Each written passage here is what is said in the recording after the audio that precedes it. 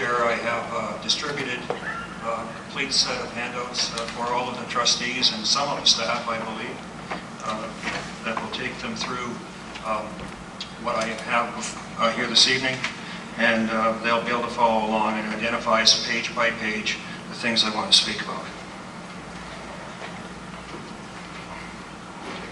Mr. Chair, Mr. Director, trustees, staff, I'm here this evening not as a councillor but as chair of the Niagara Lake International Baccalaureate team. And as you know, the International Baccalaureate Committee is working with the principal and the staff of Niagara District, and thus the DSBN, to protect it for future generations.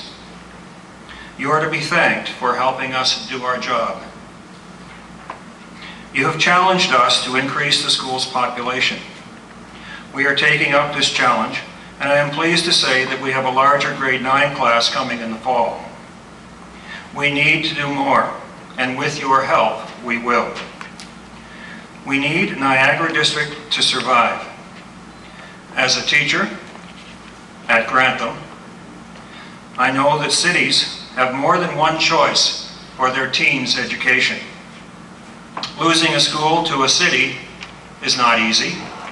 It can be traumatic, but it's less so than losing a school to a small municipality, especially the only high school. Teens may not be adults, but they mature in ways, and in thanks to their high school, they mature in ways that we can't even imagine. They learn and they become attached to their community. We continue to believe that NDSS can be the best choice for our students. As I take you through the package, you'll note that on the second page there is the original contract that you were kind enough to put together with the town of Niagara Lake to establish the IB. On page 5, you'll see that we have raised and spent to date $41,000 on the IB program.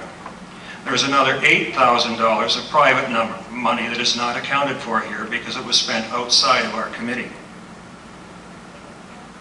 Page 7 outlines the timeline necessary to bring the International Baccalaureate to Niagara District.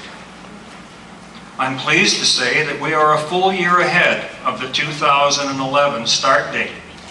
And if things work well, we can start in the fall of 2010. On page 10 is an article from the Niagara Advance from last Saturday that speaks to the successes of the IB qualified teachers.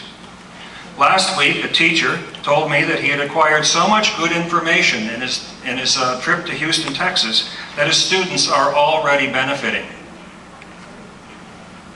On page 11, we know that more students are needed for Niagara District. We also know that students rarely change their schools once they enroll. Therefore, we've established a relationship with recruiters to bring international students to Niagara, international students and international funding to Niagara District and to the DSBN. Page 23. We have joined the Canadian Education Centre Network to widen the appeal for Niagara District. We want to turn Niagara District into a small school with an international flavor, rather than an international school with a small local flavor. But we're working to do just that. It's my understanding that the board is also interested in joining the CEC. Let's work together on this. We've already made the contacts to benefit both Niagara District and the DSBN. On page 25, there's a second, more formal contract that we're proposing to put together between the IB team and the Niagara Lake and the District School Board of Niagara, making us a service provider to the board to attract and recruit international students on a fee-for-service basis. Once formalized, we believe that this partnership can and will strengthen over time. And clearly the benefits are all there for everyone to move forward in a positive nature. Finally, on page 30, besides the obvious, why are we doing this? To keep Niagara District and Niagara-on-the-Lake. We're doing this because it's good for kids. It's good for kids everywhere. We always hear that we're doing it for the kids, and that's important. We're doing it for the kids, the community, the parents, everyone are partners in this. You are our partners, we're doing it for you too. According to NETCO, the Region's Economic Development Corporation, Ontario created 1.1 million net jobs between 1978 and 2007. The vast majority of these jobs demanded a university education. Sadly, 13% of Niagara's graduates attained their university degree in that time frame. That's not high enough. The Ontario percentage was 20. The national percentage was 18. We can improve that with the International Baccalaureate. The work that we're doing to bring the IB to Niagara can help raise our numbers. IB is clearly the best solution, and we should have that solution here in Niagara. And we're only a year away from having it at Niagara District Secondary School. What a coup.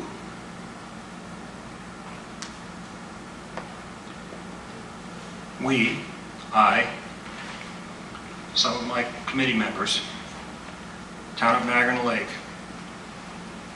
are here to serve. I hope that you will participate with the Lord Mayor and his workshop, and I thank you for listening, and I'll field your questions if you have any. Thank you. Thank you very much, Mr. Collier. Are there any questions or clarification? Seeing none, well, thank you very much for the information package, and thank you for also for the Lord Mayor for appearing this evening. And like I said, we will discuss this further on the agenda. So thank you very much for both of you.